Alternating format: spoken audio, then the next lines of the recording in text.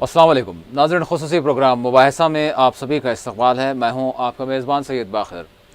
नाज़रीन, आज के ख़ुसूसी प्रोग्राम मुबाहिसा में हम हिंदुस्तान और अमेरिका के बनते हुए नए ताल्लुक़ात पर बात करेंगे। हम ये जानने की कोशिश करेंगे कि मोदी सरकार में हिंदुस्तान के ख़ारिजा ताल्लुक़ात में नुमायाँ तब्दीली क्यों रोनुमा हो रही है, क्यों हम अपने दोस्ताना ताल्लुक़ात में तब्दीली ला रहे हैं। अमेरिका से हिंदुस्तान की क़ुर्बत में क्या कौमी मफादात हैं, हिंदुस्तान के लिए क्या मफादात हैं और अमेरिका किस तरह के अपने मफादात हिंदुस्तान से चाहता है। इस हवाले से आज हमारे इस प्रोग्राम में बात होगी। मेरे साथ स्टूडियो में मौजूद है सीनियर सहाफ़ी सियासी तजिया निगार सैयद सजादुल हसनैन साहब। मैं सजा साहब का इस्तकबाल करता हूँ। शुक्रिया। नाज़रीन, सजा साहब के अलावा हैदराबाद से सीनियर सहाफ़ी शजीउल्लाह फिरासत साहब हमारे इस प्रोग्राम में फ़ोन लाइन के ज़रिए जुड़ेंगे और दिल्ली से सीनियर सहाफ़ी वाहिद नसीम साहब भी इस प्रोग्राम में शामिल होंगे और हम हिंदुस्तान और अमेरिका के नए बनते हुए ताल्लुक़ात के हवाले से एक तज़ियाती गुफ्तगू करेंगे। इससे क़ब्ल के प्रोग्राम को आगे बढ़ाएं, हम अहम तफ़सीलात पर एक नज़र डालते हैं।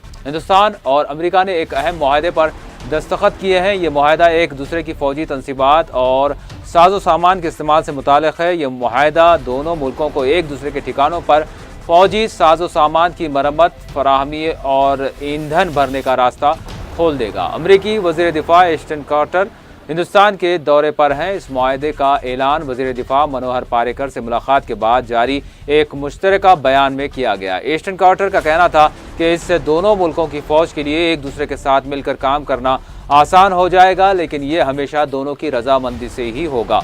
एश्टन कार्टर और मनोहर पारिकर दोनों ने यह भी वाज़ेह किया कि इस मुआहदे से किसी भी फरीक को एक दूसरे के ठिकानों पर फ़ौजियों को तैनात करने की इजाज़त नहीं होगी। ये मामला सियासी तौर से काफ़ी नाजुक रहा है और इस मुआहदे की कोशिश तकरीबन एक दहाई से की जा रही थी। कम्युनिस्ट जमातों के ख़िलाफ़ कांग्रेस की ज़ेर क़यादत यूपीए हुकूमत भी इसे टालती रही है।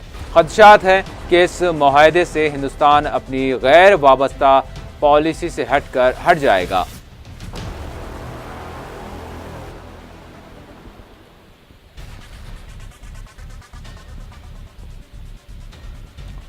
और अमेरिका के वज़ीर ख़ारजा जॉन कैरी ने आज अपने हिंदुस्तानी हम मनसब सुषमा स्वराज से दिल्ली में मुलाकात की।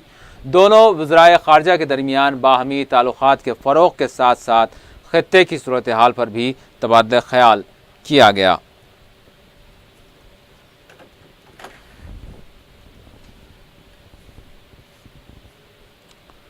नाज़रीन, आज हम बात कर रहे हैं हिंदुस्तान और अमेरिका के दरमियान बनते हुए नए ताल्लुक़ात की और नए जिस तरह से एक दिफाई मुआहदे में जो इत्तेफाक हुआ है, मुआहदा हुआ है, इसको लेकर जो बहस शुरू हो चुकी है, हम इस पर भी बात करेंगे और साथ ही साथ हम ये भी गुफ्तगू करेंगे कि क्या हिंदुस्तान अपनी ख़ारिजा जो पॉलिसी है इसमें नुमायाँ तब्दीली ला रहा है। हम ये भी जानने की कोशिश करेंगे कि क्या हम अपने साबिक़ दोस्तों को फरामोश कर रहे हैं, क्या अमेरिका के साथ जो हमारे नए ताल्लुक़ात बन रहे हैं इसके असरात ख़ुद ख़ित्ते में भी होंगे और क्या हमको इसकी मुखालिफतों का भी सामना रहेगा। और ये भी जानने की कोशिश करेंगे कि हिंदुस्तान को अमेरिका के साथ ताल्लुक़ात बेहतर करते हुए किस तरह के फ़ायदे होंगे और अमेरिका ख़ुद हिंदुस्तान से किस तरह के ताल्लुक़ात बनाना चाहता है मुस्तक़बिल में और साथ ही वो किस तरह के मफादात हिंदुस्तान के तईं देख रहा है। मेरा पहला सवाल सजा साहब से होगा। सजा साहब, जिस तरह से ये मुआहदा हुआ है, ये एक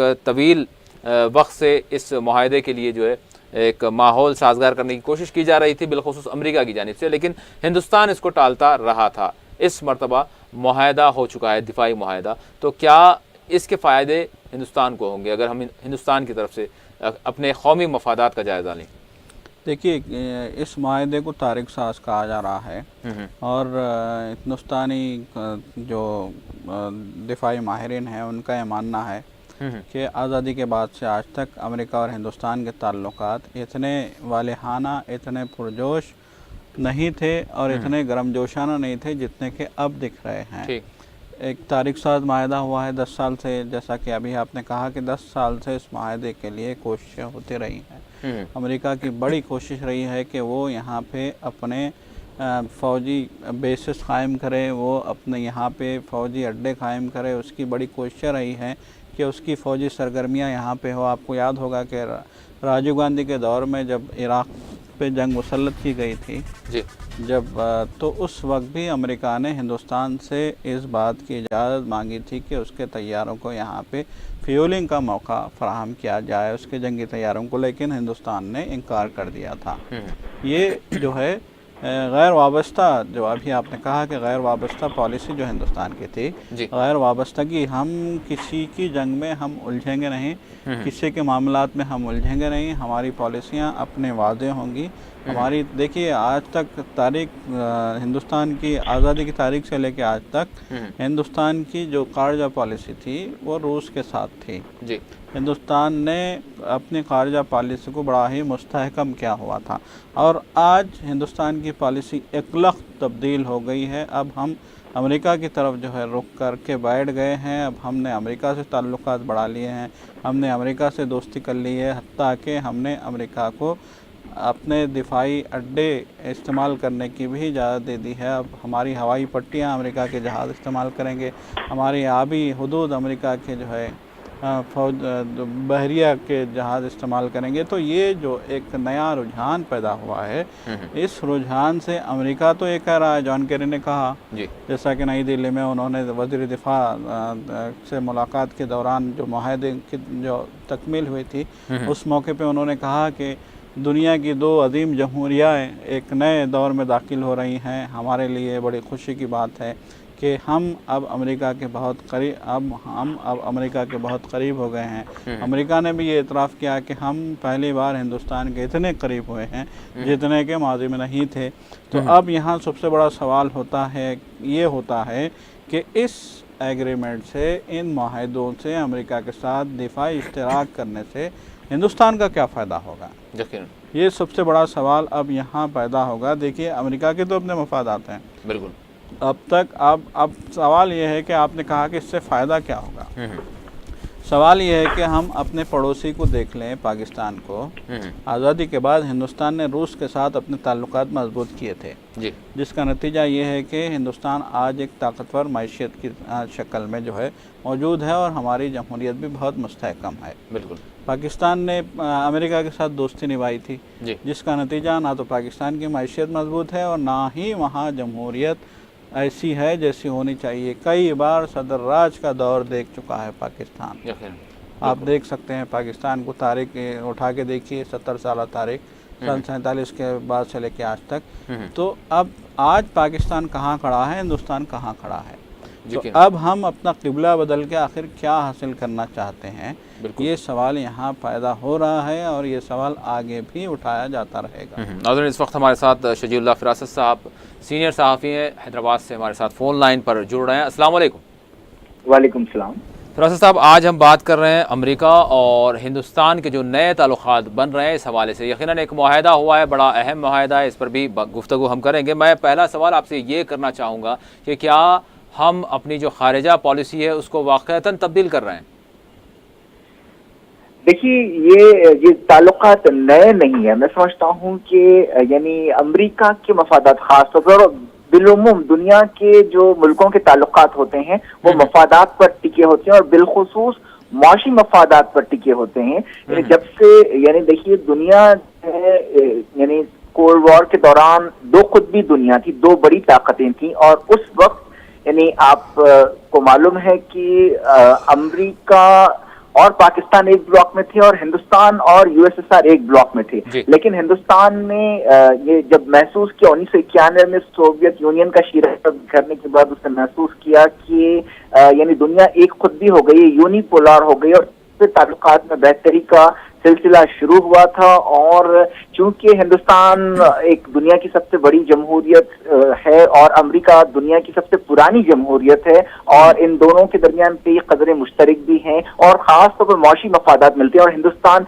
एक बहुत बड़ी मंडी है और इसकी आबादी की वजह से, और अमेरिका चूंकि एक यानी एक अमीर मुल्क है और अमेरिका काफ़ी अरसे से सरमायाकारी करता रहा है और ये ताल्लुकात की बहाली का जो अमल था वो 1991 में शुरू हुआ था जब सोवियत यूनियन का ज़वाल हुआ था और तब पाकिस्तान का साथ छोड़कर अमेरिका ने हिंदुस्तान को तरजीह दी थी तब तक जब तक कि 2001 में 11 सितंबर के हमले हुए थे। उसके बाद अमेरिका की यह मजबूरी थी कि वो एक बार फिर पाकिस्तान का साथ दे, लेकिन हिंदुस्तान के ताल्लुकात साइड बाय साइड फरोग पाते रहे और अब बहुत ही आला सतह पर पहुंच गए हैं।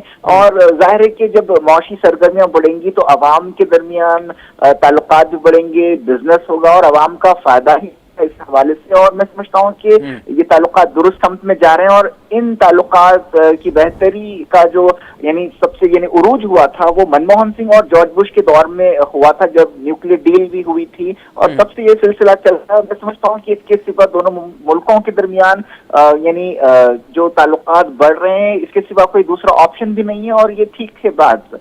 क्या फिरासत साहब, जिस तरह से अभी जो मुआहदा हुआ है, आप इस हवाले से क्या कहेंगे? अगर हम देखते हैं माजी में तो एक लंबी पेशरफ थी, एक अमेरिका चाहता था हिंदुस्तान से जिस तरह के वो ताल्लुकात और बिलखुसूस दिफाई मामलात के तहत, लेकिन एक लंबा अरसा गुजरने के बावजूद अमेरिका उसमें कामयाब नहीं हो पाया था। लेकिन इस दरमियान अगर हम दाखिली हमारी कौमी जो सियासत है इसके तनाजुर में देखें तो जिस तरह से आज 2-2.5 वर्षों में जो डील हुई है, तो क्या समझते हैं आप जो हमारी दाखिली सियासत है ये भी अहम कार फरमा है इस डील को लेके या फिर नए ताल्लुकात को लेकर?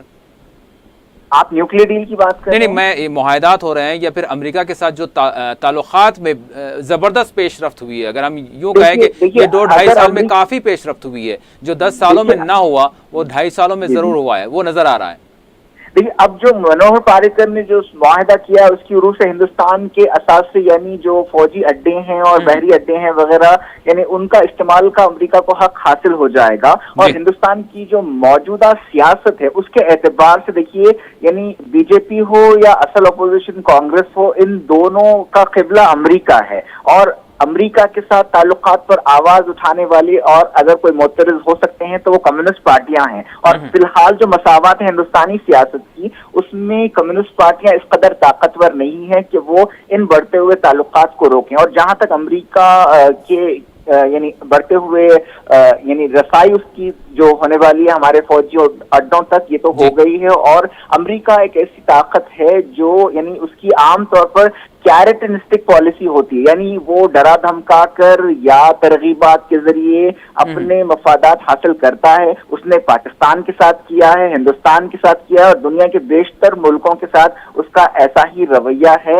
और ये अफसोस की बात है, और लेकिन एक हकीकत है कि दुनिया के बेशतर ममालिक में अमेरिका की फौजी मौजूदगी भी है, फौजी यानी रसाई भी है। और यानी कई ममालिक ऐसे हैं जो यानी अमेरिका के साथ उसके ऐसे ताल्लुकात होते हैं कि वो ममालिक और उनकी हुकूमतें अमेरिका की मफादात के ताबे होती हैं। और एक लिहाज से ये अफसोसनाक सूरत हाल है क्योंकि इससे मुल्कों की खुदमुख्तारी भी मुतासर होती है और यही कुछ हो रहा है। और इस यानी हिंदुस्तान और अमेरिका के ताल्लुकात भी इससे बहुत ज्यादा अलग या इस्तिस्नाई मामला नहीं है ये। जी फिरासत साहब, आप बने रहे हैं हमारे साथ। सर साहब से इसी हवाले से पूछूंगा। सर साहब, जिस तरह से अगर हम दिफाई उमूर के मामले में देखें तो अमेरिका काफ़ी हसास नज़र आता है, हर मुल्क से वो इसी अंदाज में चाहता है कि इसके मुआहदात हों। तो यहाँ पर सवाल ये है कि हमें ऐसी क्या ज़रूरत थी कि हम दिफाई मुआहदे के लिए इस कदर जो है मुआहदा कर चुके हैं। और फिर साथ ही साथ फिर सवाल ये भी है कि अगर आप मईशत के हवाले से बात करें या तिजारत के फ़रोग़ के हवाले से बात करें तो खित्ते की दीगर ताकतें भी ऐसी हैं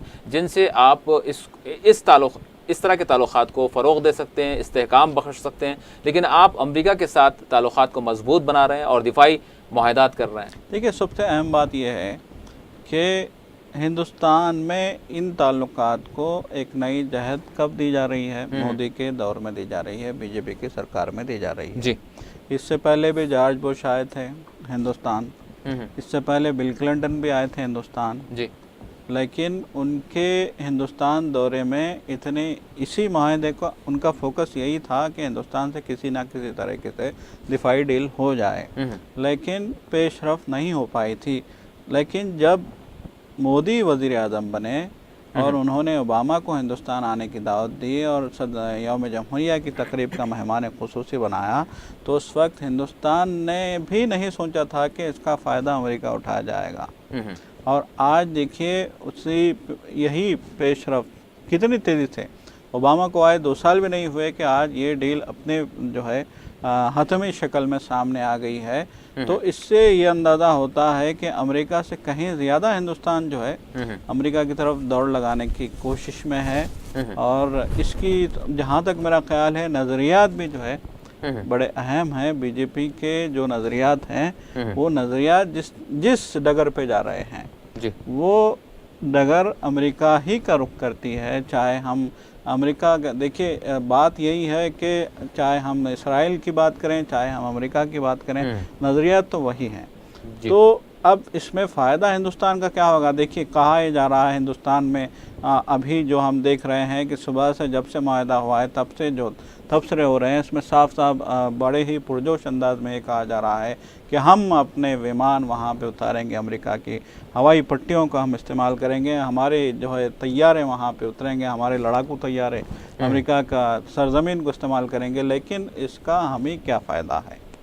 ये सबसे बड़ी बात है। अमेरिका अगर हिंदुस्तान से जो है दिफाई माहिदा कर रहा है, अगर वो हमारी हवाई पट्टियाँ इस्तेमाल करेगा, अगर वो हमारी जो है दिफाई तनसीबात इस्तेमाल करेगा, अगर वो हमारी बहरी हदूद इस्तेमाल करेगा, अगर वो हमारी आबदूदों को इस्तेमाल करेगा, तो उसका फ़ायदा है। उसके दोनों दुश्मन यही है जी। एक जानिब चीन है तो दूसरी जानिब रूस है।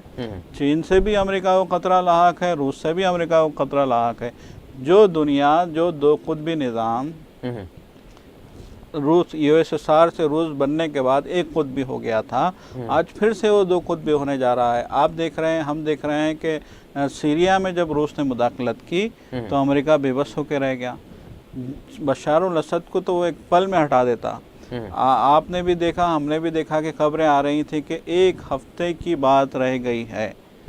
तेज़ी से जो है दाइश की, चाहे वो दाइश के फ़ौजें हों, चाहे वो दाइश के लड़ाका हों, चाहे वो जो अलहदगी पसंद है अन-नसरा फ्रंट कहिए या कुछ भी कहिए, तो ये ग्रुप बहुत तेज़ी से दमिश्क की तरफ बढ़ने लगे थे और दमिश्क के अंदर भी ये ग्रुप पहुंच गए थे और कहा जा रहा था कि एक हफ्ते में सदारती महल पे कब्ज़ा कर लिया जाएगा। लेकिन इसके फ़ौरी बाद रूस की वहाँ मुदाखलत होती है और उसके बाद बशार अल असद एक बार फिर एक नई क़ुव्वत बन के उभरते हैं उस खित्ते में। और अमेरिका जिसने बार बार ये कहा था कि बशार अल असद को हम इक़्तिदार में देखना नहीं चाहते, आज वही अमेरिका सीरिया में अमन के लिए बशार अल असद को भी कबूल करने को तैयार हो गया है। तो आप इससे अंदाज़ा लगा सकते हैं कि ये ताकतें कितनी बढ़ गई हैं, कितनी ताकतवर हो गई हैं। रूस कितनी बड़ी ताकत फिर से बन गया है। तो अमेरिका को खौफ लाक है कि कहीं दुनिया एक बार फिर दो कुतबी निज़ाम में ना बदल जाए। और फिर दूसरी सबसे अहम बात यह कि चीन न सिर्फ खित्ते की बड़ी ताकत बन गया बल्कि दुनिया की एक बड़ी मैशियत बन के उभरा है चीन। और चीन की मैशियत इतनी ताकतवर है कि अमेरिका का डॉलर भी खतरे में आ गया है। और यही चीज़ अमेरिका को खाई जा रही है कि कहीं ये माशी कुव्वत आने वाले दिनों में डॉलर पे ना राज करने लगे, डॉलर को कमज़ोर ना कर दे। तो ये हम ये कह सकते हैं कि एक तो टारगेट है इनका इक्तिसादी और दूसरा टारगेट है दिफाई। फ़िरासत साहब, क्या हम इस तरह से अगर हम देखें कि अमेरिका की क्या सूरत हाल हुई है, अगर हम शाम की पॉलिसी या फिर दीगर जो मामलात जंगी मामलात में जो अमेरिका की मुदाखलत रही उसके बाद अमेरिका का क्या हाल हुआ, ये दुनिया के सामने आया है। लेकिन क्या हिंदुस्तान अमेरिका से क़ुर्बत करते हुए अपने पुराने दोस्तों को फरामोश कर देगा या फिर नई मुखालिफतों को जन्म देगा? आप कैसे देख रहे हैं ये नए ताल्लुकात को? देखिए, मैं समझता हूँ कि रूस के साथ अब ज्यादा कोई मफादात वाबस्ता नहीं है और हिंदुस्तान को सबसे ज्यादा खतरा दिफाई एतबार से भी और मौशी एतबार से भी। सवाल यहाँ पर यह उठता है कि क्या हमारे ताल्लुकात नहीं रहे या हम ताल्लुकात या मफादात नहीं देखते, नहीं चाहते कि हमारे ताल्लुकात रूस के साथ बने रहें जो पुराने हुआ करते थे? मैं समझता हूँ कि रूस अब कम से कम हिंदुस्तान के मफादात का जहां तक ताल्लुक है उतने ज्यादा मफादात रूस से वाबस्ता नहीं हैं। और उल्टा जो खतरा अगर हिंदुस्तान को कोई हो सकता है दिफाई महाज पर भी और माशी महाज पर भी, तो वो चीन से है।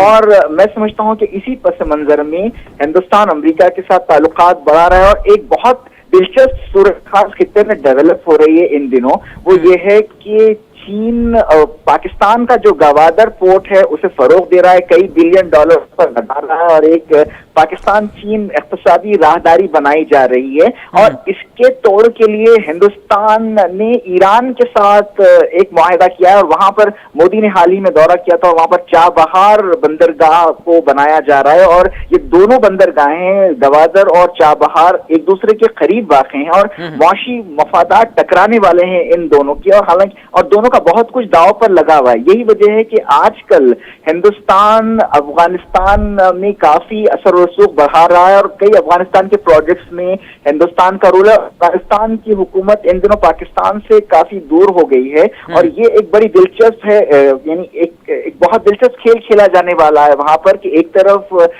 हिंदुस्तान होगा, अफगानिस्तान होगा, ईरान होगा और उनकी कहीं ना कहीं अमेरिका सरपरस्ती करेगा क्योंकि अफगानिस्तान पर भी अमेरिका अच्छा असर रखता है, और दूसरी तरफ यानी पाकिस्तान होगा और चीन होगा और ये बहुत बड़ी यानी ये मुल्कों की मईशत और यानी तरक्की का दारोमदार होगा इन मामलात में कि यहाँ पर गवादर कामयाब होता है और या चाबहार कामयाब होता है, और ये दोनों एक साथ नहीं चल सकते। ये दोनों बहुत ही सख्त हरीफ होंगे क्योंकि महल वक़ूद हो एक दूसरे के करीब वाक़ है। इसके एतबार से ये तमाम मुआशी मामलात हैं और ये बहुत अफसोस की बात है कि ममालिक जो है अपने मफादात के लिए, बिलखुसूस मुआशी मफादात के लिए इस बात से इनकार नहीं किया जा सकता कि यानी गलत सरगर्मियों का इस्तेमाल करते हैं, जैसा कि यानी कुछ इंतहा पसंदी जो हमने देखा था अफगानिस्तान और यूएसएसआर की जंग के दौरान भी कि किस तरह सगीर जहनियत का इस्तेमाल किया गया था।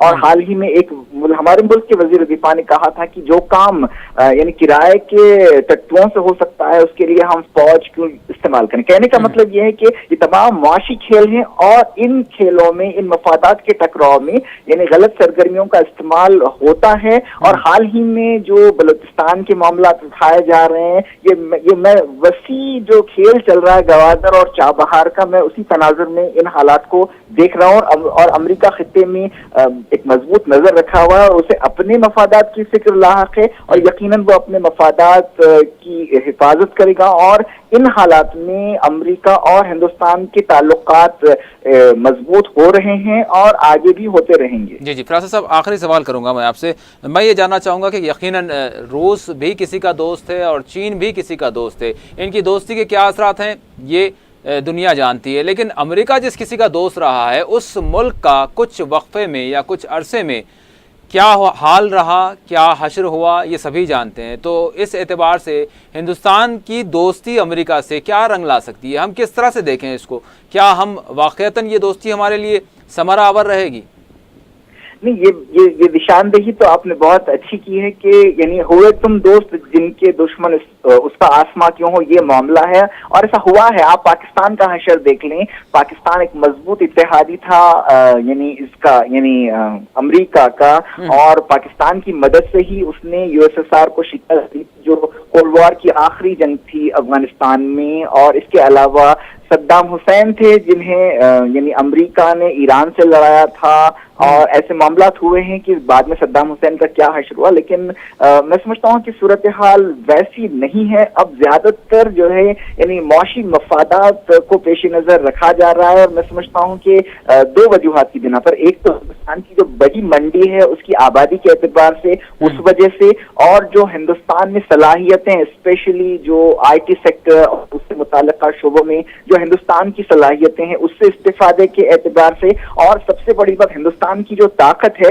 वो उसकी वर्कफोर्स और के नौजवान हैं, क्योंकि दुनिया में सबसे ज्यादा नौजवान हमारे यहाँ पाए जाते हैं और इन नौजवानों की दुनिया के हर मुल्क हर खित्ते को जरूरत होगी एक वर्कफोर्स के एतबार से। मैं समझता हूँ कि ये ऐसे मफादात हैं कि अमेरिका इन मफादात का यानी ये खुद उसके मफाद में भी होगा और ये जो वर्कफोर्स है, ये नौजवान है और ये जो सलाहियतें हैं वो अमेरिका के मफादात के लिए भी आगे काम कर रही है। और हम देख रहे हैं कि आज कितने हमारे बासलाहियत नौजवान अमेरिका में खिदमत अंजाम दे रहे हैं। मैं समझता हूँ कि ऐसे कई मामलात हैं बिल्खुसूस मैयत और सलाहियतों के एतबार से या स्किल्स के एतबार से।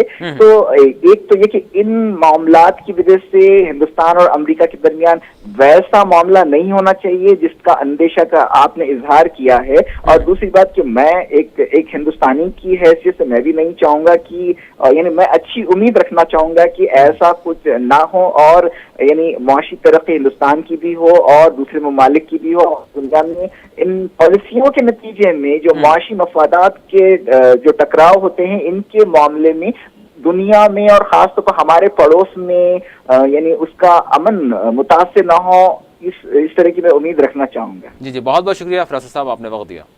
जी शुक्रिया। साहब आप क्या कहेंगे इसी हवाले से? यकीनन अमेरिका की दोस्ती हमने दीगर ममालिक से देखा और उसके बाद उन ममालिक का हशर भी हमने देखा, तो क्या हमको इस बारे में भी सोचने की ज़रूरत है कि हम अगर दोस्ती कर रहे हैं अमेरिका से तो फिर इसके नुकसानात का भी क्या हमें मतलब क़यास लगाना चाहिए? क्या इस बारे में भी हमें गौर करना चाहिए? बिल्कुल, देखिए दिफाई मामलात बहुत हसास होते हैं। जब आप अमेरिका को अपने मुल्क में अपनी दिफाई तनसीबात में दाखिले की इजाज़त दे रहे हो तो एक मानों में आप अपने दरवाज़े एक गैर मुल्क के लिए खोल रहे हो, और फिर ऐसे मुल्क के लिए जो दुनिया में तबाही के लिए, दुनिया में जंगों के लिए, दुनिया में मफादात के लिए बदनाम रहा है। तो अब हिंदुस्तान में अमेरिका दाखिल, देखिए आपको याद होगा कि राजीव गांधी के दौर में अमेरिका ने जो उसने कुवैत में जो लड़ाई हुई थी या फिर इराक में जो लड़ाई हुई थी, जो जंग हुई थी, उसके हवाले से उसने जो है अपने जंगी तैयारों को यहाँ पे फ्यूल भरने की इजाज़त मांगी थी, तो राजीव गांधी ने इजाज़त नहीं दी थी। मतलब है कि इतना सख्त मौक़िफ़ था हिंदुस्तान का। जी। अब सिचुएशन क्या हो गई है कि अब हम बाज़ाब्ता मुआहदा कर रहे हैं और ऐसा मालूम होता है कि अमेरिका को वेलकम किया जा रहा है हिंदुस्तान के सरज़मीन इस्तेमाल करने के लिए। देखिए सबसे अहम मसला क्या है, अमेरिका को दुश्मनी करनी है चीन से, अमेरिका को दुश्मनी करनी है रूस से। रूस और चीन एशिया की बड़ी ताकतें हैं, इस खित्ते में माशी क़ुव्वत भी है, दिफाई क़ुव्वत भी ये मुल्क कहलाते हैं। अब यूरोप तो तबाह हाल है। अमेरिका ने यूरोप में फ्रांस और बरतानिया और इटाली अमेरिका के बहुत अच्छे दोस्त हुआ करते थे, और इन तीनों मुल्कों के साथ मिलकर अमेरिका दुनिया पे जंग मुसल्लत करता था, चाहे वो वार ऑन टेरर हो, चाहे वो किसी भी नौइयत की जंग हो, चाहे वो USSR की तबाही हो, चाहे सन 42 की जंग हो। अमेरिका ने इन मुल्कों के साथ मिल के ये जंग लड़ी थी। लेकिन जब डॉलर और यूरो की लड़ाई आई तो इस लड़ाई में अमेरिका खुद किनारे हो गया, और आज देखिए यूरोप की क्या हाल है, माशी ज़वाल से दो चार है यूरोप। खुद बरतानिया को यूरोप की इतनी बुरी हालत है कि बरतानिया ने यूरोप से अलहदगी का फ़ैसला किया है। यूरो तेज़ी से ज़वाल पजीर है, और डॉलर के मुकाबले यूरो आ रहा था तो अमेरिका ने यूरो को तबाह कर दिया। मतलब है कि जो बहुत ही बाएतमाद रफ़ीक थे, जो बहुत ही बेहतरीन दोस्त थे अमेरिका के, जो अमेरिका के हर फैसले में, अच्छे बुरे फैसले में उसका साथ दिया करते थे आंख बंद करके। आपको याद होगा कि इराक में जंग मुसल्लत की तो बरतानिया अमेरिका के शाना बशाना था। उस वक्त टोनी ब्लेयर वज़ीर आज़म हुआ करते थे बरतानिया के। आज टोनी ब्लेयर ये कहते हैं कि हमने फाश गलती की कि इराक पे बग़ैर किसी तहकीक के, बग़ैर किसी फ़ैसले के हमने वहाँ जंग मुसल्लत की। और अमेरिका के बाद टोनी ब्लेयर ने साफ अल्फाज में कहा कि अमेरिका में बहकावे में आके हमने इराक को तबाह ताराज कर दिया, जिसके नतीजे में आज हमें दाइश जैसी जो है खौफ से दो चार होना पड़ा है। देखिए दाइश का खौफ अमेरिका में नहीं है। आप देखिए, आप गौर कीजिए, आप अब दुनिया की तरफ नज़र डालेंगे आपको तो आपको अंदाज़ा होगा कि दाइश का खौफ अमेरिका को नहीं है, दाइश का खौफ यूरोप को है। यूरोप के मुल्क फ्रांस में दाइश के हमले हो रहे हैं, बरतानिया में दाइश के हमले हो रहे हैं। दाइश में भर्ती के लिए अगर कहीं से बहुत बड़ी तादाद में नौजवान जा रहे हैं तो वो बरतानिया से जा रहे हैं। दाइश ने अगर कहीं तबाही मचाई है तो फ्रांस में मचाई है। फ्रांस और बरतानिया सीधा और बायां हाथ हुआ करते थे अमेरिका के। अमेरिका ने हर ज़माने में कहा था कि ये तो मेरा दायां और बायां बाजू हैं, तो दायां और बाएं बाजू को उसने दाइश के ज़रिए कमज़ोर कर दिया है पूरी तरीके से। तो आप अमेरिका दूसरा एक बात के लिए भी मशहूर है कि वो कोई भी लड़ाई अपने सरजमीन पे नहीं लड़ता है। अब उसने हिंदुस्तान का इंतखाब किया है चीन और रूस को तबाह बर्बाद करने के लिए, चीन और रूस से लड़ाई लड़ने के लिए। अब हिंदुस्तान के क्या मफादात हैं ये अलग बात है। देखिए मोदी ने इंतखाबात से पहले कहा था कि हम अमेरिका जाने के लिए, अमेरिका का वीज़ा हासिल करने के लिए लाइन लगा के अमेरिकी सफारतखानों, अमेरिकी कौंसिल खानों के सामने ठहरते हैं। कौंसिल खानों के सामने हम कतार लगा के वीज़े का इंतज़ार करते हैं। जब मैं इक़्तिदार में आऊँगा तो वो दिन भी आएगा कि अमेरिका के लोग हिंदुस्तान आने के लिए कतार लगा के वीज़ा हासिल करने की कोशिश करेंगे। लेकिन आपने जिस तेज़ी से क़िबला बदला है उससे तो ऐसा मालूम होता है कि खुद हिंदुस्तान तेज़ी से अमेरिका की झोली में गिरने जा रहा है। हिंदुस्तान की हुकूमत खुद अमेरिका की झोली में गिरने जा रही है। ये मामला नज़र आता है इन मुआहदों से और इस नई दोस्ती से। अब ये नई दोस्ती क्या रंग लाएगी ये तो आने वाला वक्त ही बताएगा। इस वक्त वाहिद नसीम साहब सीनियर सहाफ़ी दिल्ली से हमारे साथ फ़ोन लाइन पर मौजूद हैं। अस्सलाम वालेकुम वाहिद साहब। अस्सलाम वालेकुम। जी वालेकुम अस्सलाम। जी वाहिद साहब, आज हम बात कर रहे हैं अमेरिका और हिंदुस्तान के ताल्लुक़ात के हवाले से और जो मुआहदा दिफाई हुआ है इस हवाले से मैं ये जानना चाहूँगा आपसे कि जो बरसों में जो काम ना हुआ था वो 2-2.5 बरसों में वो काम हो रहा है। क्यों इस पर एतराज़ किया जा रहा है या फिर क्या यहाँ पर दाखिली सियासत भी कार फरमा है? मैं ये जानना चाहूँगा कि अमेरिका जो दुनिया की वाक़अतन सुपर पावर कंट्री है, इससे अगर दुनिया की बड़ी जमहूरिया के मजबूत ताल्लुक़ात होते हैं और फिर इससे कौमी मफादात जो हमारे जुड़े हैं वो तकमील पाते हैं, तो यकीनन ये जो मोदी सरकार का एक हम कारनामा इसको ज़रूर कह सकते हैं कि जिस तरह अमेरिका हिंदुस्तान के मामलात में दिलचस्पी ले रहा है, हिंदुस्तान के हवाले से दिलचस्पी ले रहा है और ताल्लुक़ात हमारे जो बरसों में ऐसे ना हुए थे वो अब बन रहे हैं। देखिए, मुझे लगता है मैं इसे एक मजाक की तरह ले सकता हूँ इस बात को कि क्या किसके साथ हमारे ताल्लुकात बन रहे हैं और कैसे हम अचानक अपनी डिप्लोमेसी को इतने हाई लेवल पर चेंज कर सकते हैं, तब जबकि हम जानते हैं कि हमारे परमाणु हथियारों से लेकर और हमारे तमाम दिफाई मामलात जो है वो रूस के साथ जुड़े हैं। अचानक हम एक ऐसा तनाव दुनिया में पैदा होता है जो दक्षिण चीन सागर में सब पूरा वर्ल्ड ये बात जानता है कि दक्षिण चीन सागर की में जो घेराबंदी की है अमेरिका ने और बाकायदा एक डिक्लेरेशन बार बार किया गया है अमेरिका की। नहीं भाई साहब, ये कहा जा रहा है कि रूस से अब हमारे मफादात ऐसे नहीं रहे जैसे माजी में हुआ करते थे, अब अमेरिका नया दोस्त है। मुझे लगता है कि ये इस देश की जनता को धोखा देने की एक कोशिश की जा रही है कि आज रूस के साथ हमारे ताल्लुक ऐसे नहीं रहे हैं, बल्कि मैं तो ये भी कहूंगा कि चीन के साथ भी जिस तरह के ताल्लुकात हमारे जो है माशी ताल्लुकात बढ़े पिछले दिनों में, बाकायदा अभी भी रेल के प्रोजेक्ट और दुनिया भर के प्रोजेक्ट ज्वाइंट वेंचर में चीन के साथ हमारे चल रहे हैं। उन डेवलपमेंट के जो हमारे चीन के साथ ताल्लुकात चल रहे थे माशी, बाकायदा खुद नरेंद्र मोदी सरकार ने भी कई कॉन्ट्रैक्ट किए, बल्कि कई बुलेट ट्रेन के कॉन्ट्रैक्टों में भी टेंडरिंग हुई। और अचानक जो है, जबकि देखिए है क्या है, ये किस तरह का वातावरण इस देश में बनाया जा रहा है। अमेरिका ने कौन से डेवलपमेंट के कॉन्ट्रैक्ट किए हैं भारत के साथ, जरा कोई बताएगा मुझे? ये जो सीनियर सहाफत आजकल जो इस देश के आवाम का बेवकूफ बनाने की कोशिश कर रही है, अरे सिवाय इसके कि चीन के साथ भारत को लड़ाने की तैयारी के कॉन्ट्रैक्ट के अलावा इस अमेरिका ने भारत के कौन से डेवलपमेंट के कॉन्ट्रैक्ट किए हैं? दहशतगर्दी में ताउन करना भारत का मकसद है। दहशतगर्दी के हवाले से जो एक खतरा दुनिया पर मंडला रहा है, इस हवाले से एक दूसरे का ताउन जरूरी था। इसी बुनियादों पर जो है दिफाई। आप ये बताइए जो है कि अमेरिका के अलावा इस खतरे का सबसे बड़ा ठेकेदार कौन है? ये आतंकवाद का ठेकेदार तो खुद अमेरिका है। जहां जाता है, मैंने पहले भी कहा और सालों से ये बात कहता आया हूं कि अमेरिका जहां दोस्ती का हाथ बढ़ाता है, जहां पर जाता है, पहले अपने आतंकवादी वहां लेके जाके छोड़ता है और फिर चालाक सपेरे की तरह सांप पकड़ने के बहाने वहां पर घुस जाता है और सांप पकड़ने के बहाने घर को लूट कर निकल जाता है। देखिए, ये क्या, कौन सा मीडिया ये भारत में है? ये कौन सा जालिम लोग यहाँ हिंदुस्तान को तबाही के रास्ते पे ले जाना चाहते हैं? अफसोस होता है मुझे। भाई साहब, आपकी बात मुख्तलिफ हो रही है।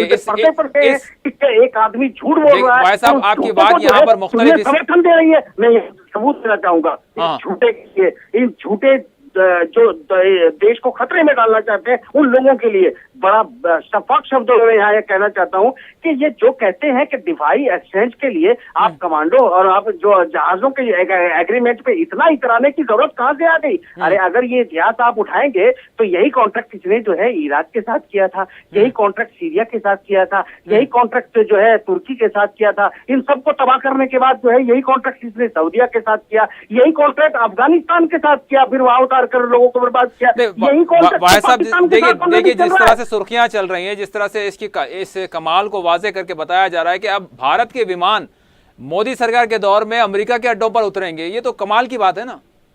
अरे ये कौन से कमाल की बात है? ये बेवकूफी की बात है, उल्टी बात कर रहे हैं। अरे अमेरिका के अड्डों पे जाके उतार के दिखाइए एक भी जहाज भारत का, एक भी जहाज भारत का आप उतार के दिखाएंगे तब बात करेंगे। तुम भारत के अड्डों पर जो है अमेरिकी जहाजों को और कमांडो को उतारोगे, जो कि अब तक होता आया है। पाकिस्तान ने भी ये मादा किया और उसका अंजाम ये हुआ कि पाकिस्तान भिखारी हो गया और पाकिस्तान तबाह हो गया। और ऐसा ही मादा तुमने करके कौन सा कमाल कर दिया? अरे क्यों इस देश की जनता को तुम बेवकूफ बनाते हो बार बार? और कहा कि ये मीठी मीठी बातें करके और जो झूठे झूठे तर्क देके इस देश को जो है गर्क की ओर ले जाया जा रहा है। मैं बिल्कुल साफ वाज़ेह कहता हूं कि ये इस देश के साथ बहुत बड़ा धोखा हुआ है। और जो अमेरिकन समर्थन यहाँ पर जो है सिर्फ मोदी मोहब्बत में उठाकर यहाँ साबुत करना चाहते हैं, मैं समझता हूं कि वो इस देश के साथ बहुत बड़ी गद्दारी कर रहे हैं। सर साहब आप क्या कहेंगे? यकीनन इस तरह की बातें चल रही है, इस तरह की बहसें चल रही है और ये जो दिफाई मुआहदा हुआ है इसको बड़ी बरतरी कहा जा रहा है, इस पर तज्जियाती गुफ्तगू हो रही है। तो क्या समझते हैं आप, ये दिफाई मुआहदा किस कदर हमारे लिए फ़ायदेमंद है या फिर किस कदर ये अमरीकी मफादात की तकमील करता है? देखिए, जैसा कि वाहिद नसीम साहब ने कहा कि अमेरिका जहाँ भी जाता है, जिससे भी दोस्ती का हाथ बढ़ाता है, वहाँ आतंक का एक जो है ख़तरनाक चेहरा भी वो अपने साथ ले जाता है। तो गुज़िश्ता रोज़ अमेरिका बांग्लादेश में, ये जॉन केरी जो इंडिया आने से पहले बांग्लादेश में थे, जी बिल्कुल, बांग्लादेश में उन्होंने बांग्लादेश की सरकार से कहा कि दाइश ने बांग्लादेश में अपनी जड़ें मजबूत कर ली हैं। यानी वाहिद साहब ने जो कहा अभी वो सपेरा बन, बिल्कुल पहले सांप की बात करता है, उसके बाद सपेरा बन के आता है, सपेरा बन के लौट जाता है। तो आप अंदाज़ा लगाइए कि बांग्लादेश किधर है, सीरिया किधर है, इराक किधर है। तो अचानक ये बांग्लादेश में कैसे दाइश के जो है आतंकी वहाँ पहुँच गए हैं, कैसे उन्होंने वहाँ जड़ें अपनी मजबूत कर ली हैं। तो सर क्या ये बांग्लादेश में जो दाइश के हवाले से जो खतरे की बात की जा रही है, क्या हिंदुस्तान को भी इस हवाले से मतलब एक कोई कॉशन मिल रहा है या फिर कोई इंदिया दिया जा रहा है या खबरदार किया जा रहा है? सीधी सी बात है कि बांग्लादेश हिंदुस्तान से सटा हुआ मुल्क है। बांग्लादेश की सरहदें हिंदुस्तान से मिलते हैं, बांग्लादेश के पानी हिंदुस्तान से मिलता है, बांग्लादेश की नदियां हिंदुस्तान से मिलती हैं और बांग्लादेश से लोग आते हैं घुसपैठिए। खुद हिंदुस्तान इसकी शिकायत करता है कि आसाम में बांग्लादेशी आ गए हैं, बंगाल में बांग्लादेशी आ गए हैं और फिर यूपी में बांग्लादेशी क़याम पजीर हैं। ये खुद हिंदुस्तान शिकायत करता है। तो इतना आसान है बांग्लादेश के लोगों का यहाँ आना, तो फिर अमेरिका के लिए क्या मुश्किल होगा कि वो दाइश के लोगों को यहाँ पहुँचाए। देखिए, दाइश को वहाँ से खुदेड़ा जा रहा है, सीरिया से खुदेड़ा जा रहा है, सिरते लीबिया से खुदेड़ा जा रहा है, इराक से उनको ख़त्म किया जा रहा है। और इराक की खुद फ़ौज ने आज कहा कि कराया जो एक इराक का शहर था, वहाँ से हमने जो है दाइश को ख़त्म कर दिया है, कंट्रोल हासिल कर लिया है।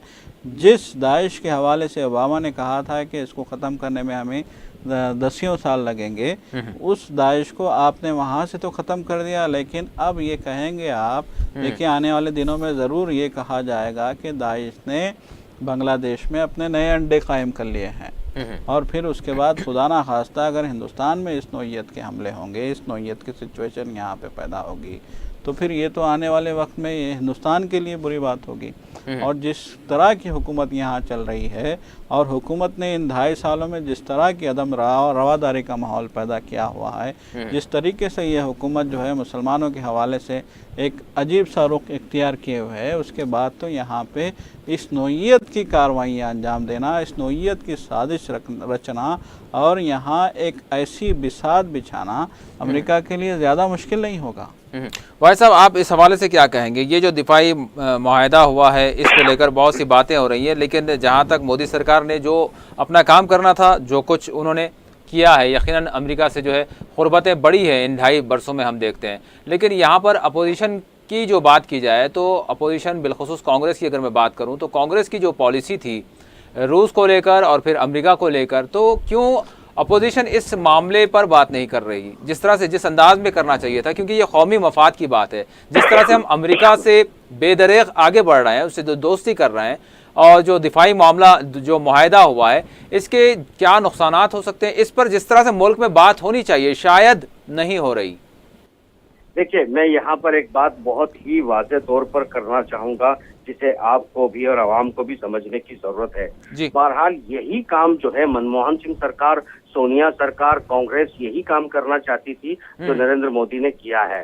बहरहाल यही काम करने के लिए, मगर एक अफसोस की बात थी कि हिंदुस्तान की मानसिकता ऐसी थी कि अगर यही काम कांग्रेस भी करती, जिसका मैं बिल्कुल समर्थन नहीं करता, आज कांग्रेस के लिए भी वही शब्द बोलता जो आज इस सरकार के लिए बोल रहा हूँ, क्योंकि ये जो एक इसके पीछे की पूरी कहानी, मुझे अफसोस के साथ मैं कह रहा हूं कि पूरी कहानी आपको नहीं बता पाऊंगा, मगर ये कहना चाहूंगा कि कांग्रेस भी इसी तरह के कदम उठाना चाहती थी, मगर यहाँ की आवाम एक पूरी तरह से कांग्रेस के खिलाफ एक एक शब्द पे खड़ी हो जाती थी। और उसके बाद देखा कि अचानक एक ऐसे चेहरे को हिंदुस्तान में लाया गया जिसकी हर गलत बात को भी भगवान का स्वरूप समझकर, प्रसाद समझकर लोग जिसे अपना ले। एक ऐसा षड्यंत्र जो है वो मुझे लगता है कि बड़ी बड़ी ताकतों का कामयाब हुआ है। आप देखिए, यही चीज थी जिसमें पूरे हिंदुस्तान में कोहराम मचा था, अचानक सब लोग यूपी से पास भी कर देते, कोई आवाज नहीं। तो आपका कहना है कि कांग्रेस मजबूर थी अपने वक्त में? जी जी भाई साहब, आवाज आपकी कट रही है। भाई साहब आप फिर से रिपीट करें, आपकी आवाज कट रही है। नहीं, आवाज आपकी जो है, भगवान का फैसला समझ के उसकी मुखालफत छोड़ दी कि आप भगवान ने जो किया वो ठीक किया। और मैं ये कहता हूँ कि आज उसी तरफ जो है ये जो चुपके से गए हैं नरेंद्र मोदी जी, ये एक लंबी कहानी थी। उस लंबी कहानी का जो है, अब मैं यहाँ एक बात वाजे कर दूं कि आज भी हमारे तमाम यानी आप ये कह रहे हैं कि कांग्रेस की उस वक्त मजबूरी थी, वरना कांग्रेस भी वही करती जो आज बीजेपी की सरकार कर रही है। बिल्कुल वही करती है, और उस वक्त भी ये हिंदुस्तान के हित में कतई नहीं होता, और आज भी हिंदुस्तान के हित में कतई नहीं है। वजह यह है कि इस खित्ते में जिस तरह के अमन की जरूरत है, जिस तरह के कोलिशन की जरूरत है, वो कोलिशन जो है दुनिया को आगे चल के लीड करने वाला था। मगर यूरोप और अमेरिका जो है वो अपनी ताकत को इस दुनिया से कमाना नहीं चाहता, और यहाँ चीन को तबाह करने के लिए भारत का इस्तेमाल आपने देखा होगा।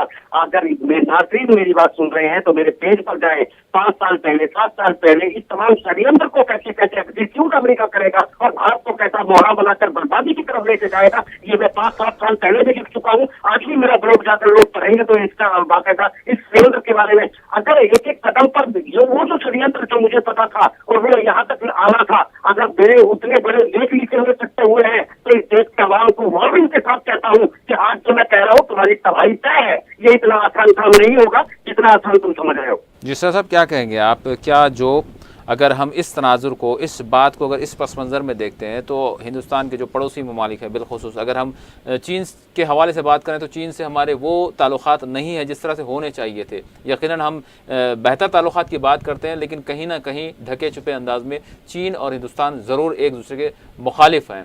और अगर पाकिस्तान की बात करें, पाकिस्तान से तो पाकिस्तान और हिंदुस्तान एक दूसरे के मुखालिफ मुल्क हैं। क्या समझते हैं आप कि क्या जो साजिश एक रची जा रही है ताकि हिंदुस्तान को महज एक मोहरा बनाकर इस्तेमाल किया जाए और फिर खित्ते में अमेरिका के जो जिससे दुश्मनी है उसको, जिसके मुखालिफ वो जो अपने आप को जो इसकी मुखालिफ समझता है, तो उसके खिलाफ क्या हिंदुस्तान को मोहरा बना रहा है? देखिए, मसला यहाँ ये है कि हिंदुस्तान अपने पड़ोसियों से, ख़ास तौर पर चीन से और पाकिस्तान से, हिंदुस्तान की बिल्कुल भी नहीं बनती।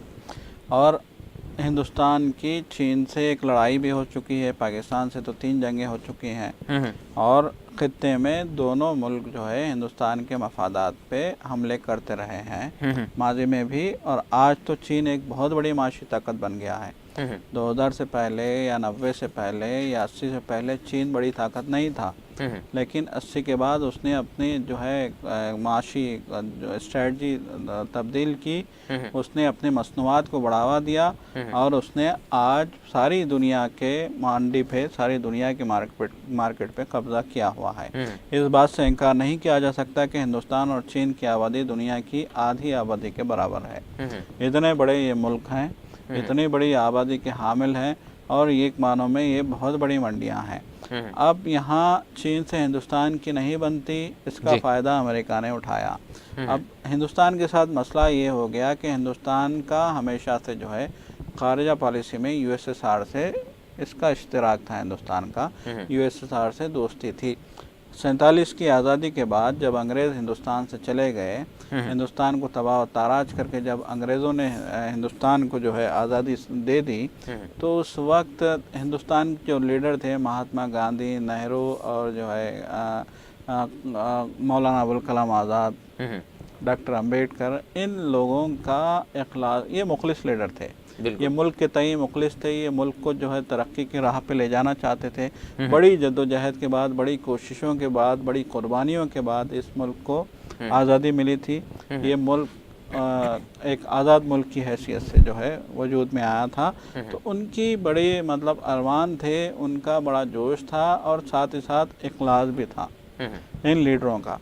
तो इसी इखलास की बुनियाद पे उन्होंने खारजा पॉलिसी तय की थी और उस वक्त से ही हिंदुस्तान ने रूस को अपना हमनवा बनाया था, यूएसएसआर के साथ अपनी दोस्ती निभाई थी और इसमें हिंदुस्तान को कामयाबी भी मिली। माशी तौर पे भी हिंदुस्तान मुस्तहकम हुआ है और एक ताकतवर जमहूरियत भी अगर हिंदुस्तान बना है तो ये रूस से दोस्ती की वजह से ही मुमकिन हो सका है।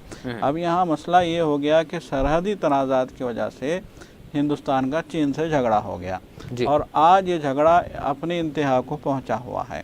और फिर दूसरी अहम तरीन बात यह है कि चीन वाहिद नसीम साहब जनाब कि चीन का सरहदी तनाज़ा जो है वो चीन की तरफ से एक्सट्रीम को पहुंचा हुआ है, तो मुझे यहाँ पर यह कहना होगा कि एक सर्वे के मुताबिक चीन की 80% जनता को यह भी नहीं पता है कि 62 में कभी भी हिंदुस्तान पाकिस्तान का युद्ध हुआ था।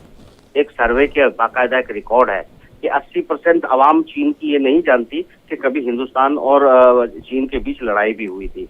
दूसरी बात मैं आपको यहाँ पर बता दूं कि ये तमाम बातें की जा रही है कि हम इस तरफ से क्या लगा रहे हैं और क्या नहीं लगा रहे हैं, ये मुझे बेहद अफसोस के साथ कहना पड़ रहा है कि हमारे तमाम डेवलपमेंट के मिशन जो है वो चीन की पार्टनरशिप में है, मेक इन इंडिया के तहत। चाहे वो मिसाइल हो, चाहे वो जहाज हो, चाहे वो फाइटर्स विमान हो, चाहे वो हथगोले और हमारे फौजियों की राइफल्स हों, ये तमाम चीजें हमने डेवलप की हैं। आज तक इनको स्टेबल किया है और अपनी ताकत को मुनज़्ज़म किया है रूस की जो है पार्टनरशिप में। और अचानक हम जब बिल्कुल युद्ध के किनारे पर खड़े हों, यानी दक्षिण चीन की तरफ से युद्ध का खतरा हो, आज जो है अगर हमें ब्रह्मोस लगानी पड़ गई है हमें अरुणाचल प्रदेश में, तो इसका मतलब वहां भी युद्ध का खतरा। अगर हमें इधर 100 से ज्यादा टैंक लगाने पड़ गए हैं कश्मीर में, इसका मतलब चीन के साथ वहां भी युद्ध का खतरा है। अगर ऐसे तमाम खतरों में हम एक्सचेंज का अमेरिका के साथ, ये कौन सी अक्लमंदी, ये कौन सी डिप्लोमेसी है? अमेरिका के साथ आपने कौन से डेवलपमेंट के काम किए हैं? आप युद्ध के तमाम हथियार बनाते हैं रूस के साथ, आप युद्ध लड़ने की स्ट्रेटेजी तैयार करते हैं अमेरिका के साथ। अरे भाई, ये दुनिया की कौन सी डिप्लोमेसी है? कोई समझाएगा? ये क्या इस देश की जनता निहायत बेवकूफ है? जी यकीन सवाल बात यही हो रही थी बाकर साहब, वाहिद नसीम साहब, बात यही हो रही थी कि अमेरिका की जो सफ़े अव्वल की क़यादत थी, जो हिंदुस्तान की आज़ादी के बाद जिस क़यादत ने हिंदुस्तान की बागडोर संभाली थी, उसने इखलास की बुनियाद पे इस मुल्क की खारजा पॉलिसी तैयार की थी। लेकिन आज जिस क़यादत के हाथ में इस मुल्क की बागडोर है, वो इखलास से कहीं ज़्यादा अपने नज़रियात को इस मुल्क में मुसल्लत करना चाहता है। अपने नज़रियात को इस मुल्क में मुसल्लत करने के चक्कर में उसने बहुत तेज़ी से अपनी खारजा पॉलिसियाँ तब्दील की हैं, बहुत तेज़ी से उसने खारजा पॉलिसियाँ में तब्दील की हैं। देखिए, जहाँ मोदी मेक इन इंडिया की बात करते थे, आज वही मोदी अमेरिका के साथ इस नौइयत के दिफाई माहदे करते हैं कि जिससे उनकी अपने पड़ोसियों से लड़ाई मज़ीद शदीद हो जाती है। तो फिर इसका क्या मतलब हुआ? इसका मतलब ये हुआ कि हिंदुस्तान, देखिए, कोई भी अगर सरमायाकारी करेगा किसी मुल्क में, तो उसी मुल्क में करेगा जो तरक्की की तरफ गामजन हो, जहाँ अमन हो, जहाँ सुकून हो। उस मुल्क में कौन सरमायाकारी करेगा जो खुद जो है शोरिश का शिकार हो? तो अब हम अगर अमेरिका से दोस्ती करके, अमेरिका के साथ दिफाई माहदे करके अपने पड़ोसियों को जो है हम दुश्मन बना लेंगे, तो फिर हम कैसे अपने मुल्क को इस्तेकाम दे पाएंगे? वैसे ही हमारा मुल्क बहुत सारे मसाइल से दो चार है। एक जानिब कश्मीर का मसला उलझता जा रहा है, दूसरी जानिब नॉर्थ ईस्ट में देखिए किस तरह के हालात हैं, माओ नवाज़ों का भी बड़ा शदीद मसला है, और फिर सरहदों के तनाज़े अपनी जगह बाकी हैं, बरकरार हैं। और इन हालात में हम अगर अमेरिका को भी अपने सरज़मीन का इस्तेमाल करने देंगे, देखिए जो मसनवी जज़ायर हैं चीन की जो जुनूबी बहरा चीन है, वहाँ किस तरह के हालात हैं, कितनी संगीनी वहाँ देखने में आ रही है। ऐसे में अमेरिका को अशद ज़रूरत थी कि वो हिंदुस्तान की सरज़मीन इस्तेमाल करता, उसको अशद ज़रूरत थी कि वो हिंदुस्तान के पानियों को इस्तेमाल करता, उसको अशद ज़रूरत थी कि हिंदुस्तान के समंदरों को वो इस्तेमाल करे चीन पे निगरानी रखने के लिए। अगर उसके जहाज़, उसके तैयारे, उसके लड़ाका तैयारे, उसकी फ़ौज और उसका सारा दिफाई साजो सामान हिंदुस्तान आ जाएगा तो फिर ये एक तरीके से लड़ाई का मरकज़ बन जाएगा।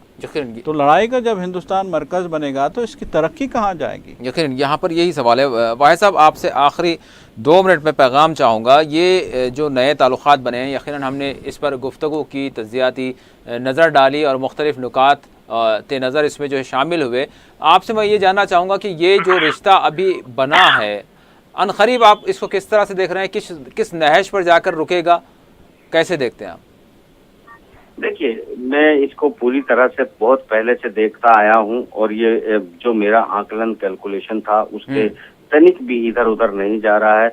मैं ये देखता आया हूँ और ये समझता हूँ कि भारत एक यानी दिफाई मुआहदे की एक पहल तो हो चुकी है। अब इसके बाद अगर हम फौरी तौर पर देखें तो किस तरह से हालात होंगे और इसके असरात क्या होंगे फौरी तौर पर? देखिए, मैं इसको अपने तमाम बातों में पहले भी कह चुका हूँ, आज फिर इसको दोहरा रहा हूँ कि बहरहाल भारत को एक ऐसे युद्ध में धकेलने की कोशिश की जा रही है जो कि यहाँ पर जो है वो एक बड़े युद्ध का जो मामला है वो चीन, पाकिस्तान और बर्मा, बांग्लादेश, ये तमाम खित्ते को युद्ध की एक आग में झोंक दिया जाए, जिससे चीन जो है अपने पड़ोसी देशों की जो है में उलझ कर रह जाए और अमेरिका शायद अपने वजूद को बचाने में कामयाब हो जाए।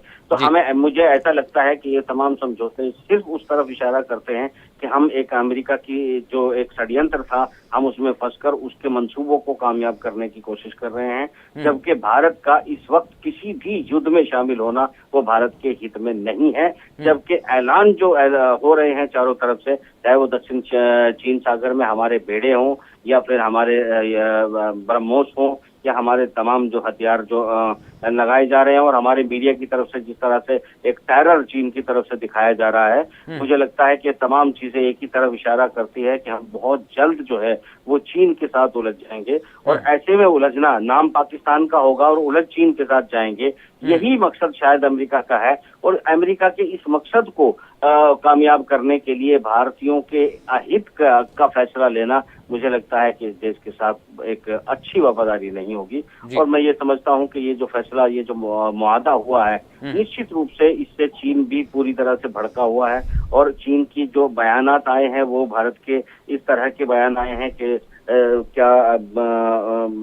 अपने हितों की अनदेखी करते हुए इंडिया जो है कि वो किस तरफ बढ़ रहा है। तो ये तमाम चीजें एक ही तरफ इशारा करती हैं कि सब लोग तो समझ रहे हैं, सिर्फ भारत है कि समझना नहीं चाहता। जी, बहुत बहुत शुक्रिया वाहिद साहब, आपने वक्त दिया, सजा साहब आपने वक्त दिया। यकीनन नाज़रीन, आज हमने बात की अमेरिका और हिंदुस्तान के जो ताल्लुक़ात बन रहे हैं, जो दोस्ताना ताल्लुक़ात आगे बढ़ रहे हैं, फ़रोग़ पा रहे हैं, जिस तरह से दिफाई मुआहदा हुआ है, इसको भी लेकर बहुत से अंदेशे और ख़दशात और इम्कानात ज़ाहिर किए गए हैं। तो उम्मीद ये करते हैं कि ये जो मुआहदा हुआ है ये हमारे मुल्क की मफादात को कहीं नुकसान न पहुँचाए। यकीनन बहुत से ख़दशात हमने ख़ुद इस प्रोग्राम में बात की तो सामने आ रहे हैं। बहुत सारे ऐसे मामलात हैं जो वाक़अतन सारे हिंदुस्तानियों के लिए तशवीश का भी बाइस रखते हैं। लेकिन देखने वाली बात यही होगी कि आने वाले दिनों में ये मुआहदा या अमेरिका से हिंदुस्तान की दोस्ती क्या रंग लाती है। इसी के साथ हमारा खुसूसी प्रोग्राम मुबाहिसा अपने अख्ताम को पहुँचता है। अल्लाह हाफ़िज़।